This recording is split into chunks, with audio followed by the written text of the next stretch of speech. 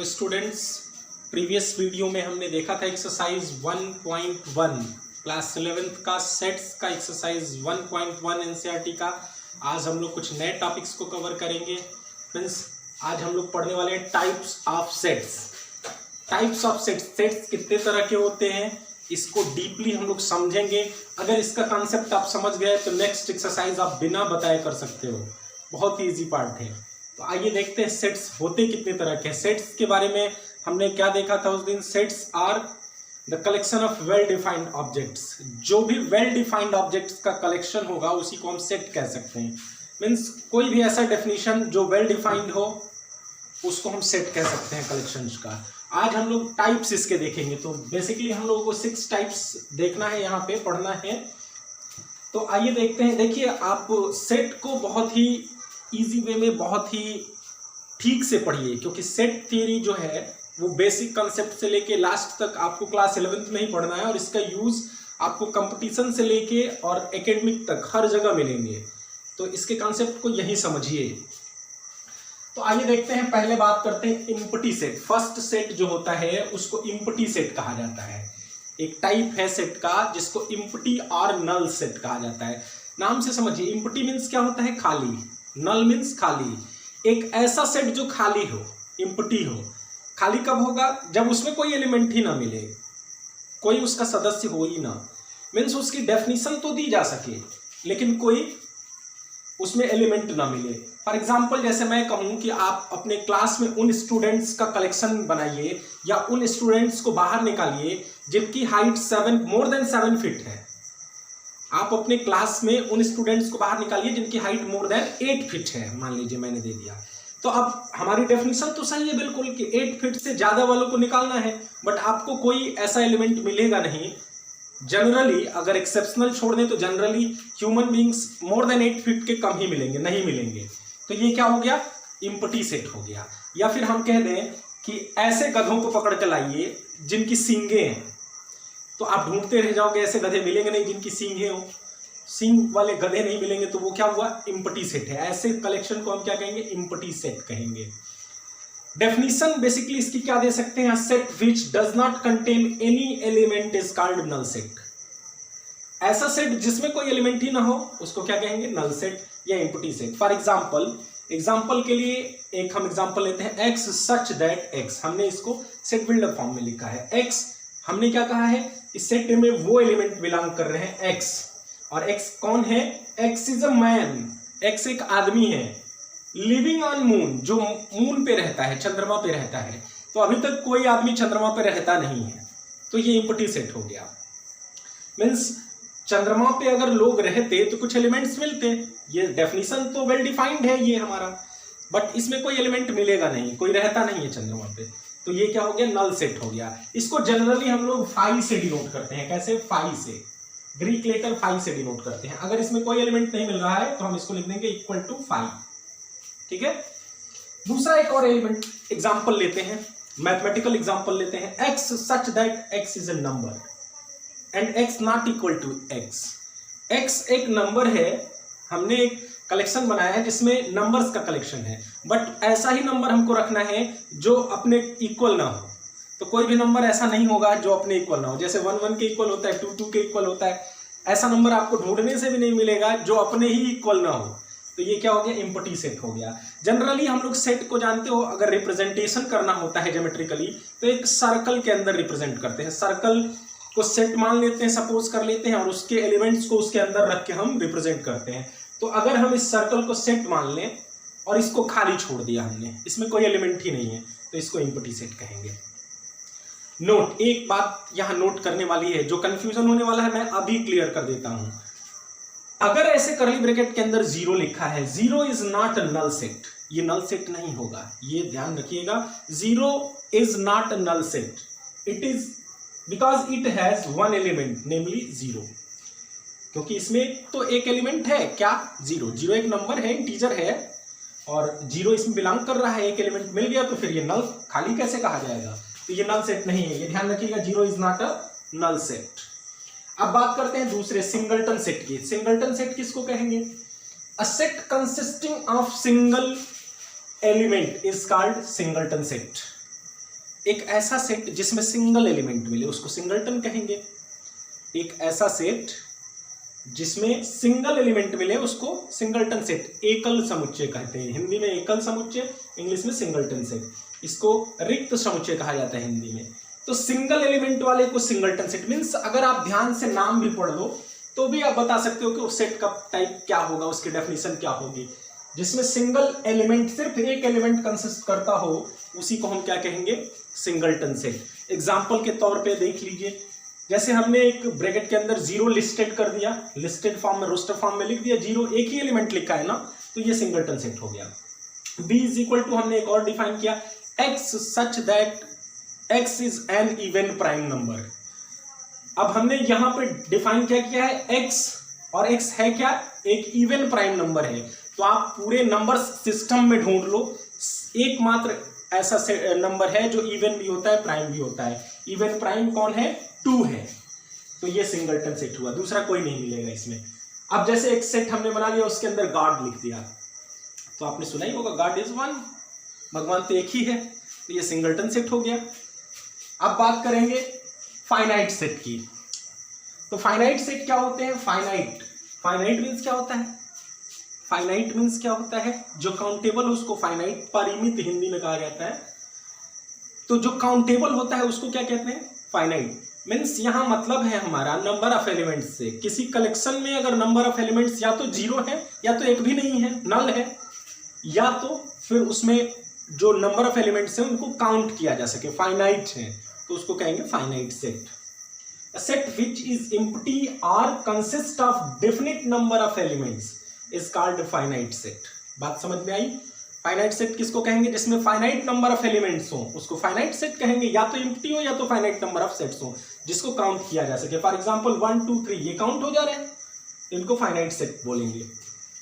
एक देखिए circle diagram से भी हम आपको समझा रहे हैं। एक सेट लिया हमने सर्कल के फॉर्म में, इसमें हमने रखा है Sunday, Monday, Tuesday, Thursday, Friday, Saturday, ये सब क्या है, वीक के डेज हैं। Name of the days of a week. तो वीक में कितने डेज होते हैं ये हम सबको पता है, 7 डेज होते हैं, और वो फाइनाइट है, इनको काउंट किया जा सकता है, तो ये हो गया हमारा फाइनाइट सेट। अब इनफाइनाइट सेट कहते हैं, इनफाइनाइट मीन्स जो काउंटेबल ना हो उसको इनफाइनाइट कहते हैं, जहां आप नहीं पहुंच सकते वो इनफाइनाइट है। तो इनफाइनाइट किसको कहेंगे, a set whose elements can not be listed. A set whose elements cannot be listed। जब वो काउंट ही नहीं हो सकते तो सारे एलिमेंट्स को हम लिस्टेड नहीं कर सकते, सबको नहीं लिख सकते, अधूरा लिख के फिर डॉट लगा के छोड़ना पड़ेगा हमको। Listed by the natural numbers, उनको नेचुरल नंबर में काउंटिंग करके नहीं लिख सकते हम, is called finite, infinite set. तो ऐसे सेट्स को हम क्या कहेंगे, इनफाइनाइट सेट कहेंगे। फॉर एग्जाम्पल ज्योमेट्रिकल एग्जाम्पल लेते हैं, number set of concentric circles, same centre से ड्रा किए जाने वाले सर्कल्स को अगर हम ड्रा करना चाहें तो इनफाइनाइट सर्कल्स ड्रा कर सकते हैं, डिफरेंट डिफरेंट रेडियस का, जितना चाहो उतना एक सेंटर से आप सर्कल ड्रा कर सकते हो। इन सर्कल्स को कंसेंट्रिक सर्कल कहा जाता है। तो ये क्या है, इनफाइनाइट सेट है। दूसरा है square of natural numbers. Square of जब नेचुरल नंबर की लिमिट नहीं है तो उनके स्क्वायर की भी लिमिट नहीं होगी, सिंपल सी बात है। ये क्या होंगे, इनफाइनाइट होंगे। एक और एग्जांपल हम ले सकते हैं, जैसे a इज इक्वल टू हमने लिख दिया 2 4 6 8 एंड सो ऑन, और डॉट लगा के छोड़ दिया, इसका मतलब आप टू इनफाइनाइट, तो ये इनफाइनाइट सेट हुआ।